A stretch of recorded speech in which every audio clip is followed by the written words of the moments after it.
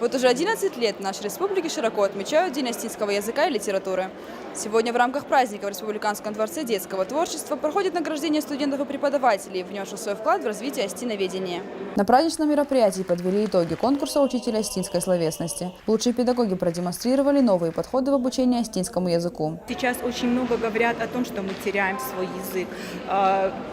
Теряя язык, народ теряет свое лицо. Но я не могу с этим согласиться, так как, работая с детьми, я вижу, что они хотят, они любят.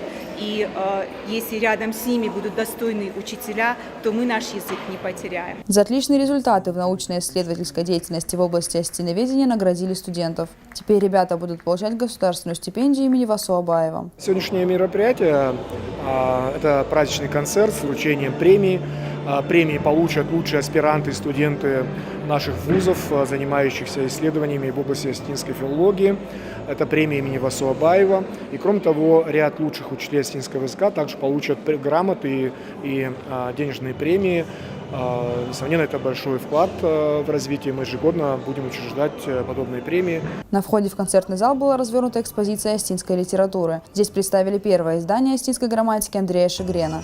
Организаторы отмечают, что подобные мероприятия способствуют популяризации остинского языка, особенно среди молодежи.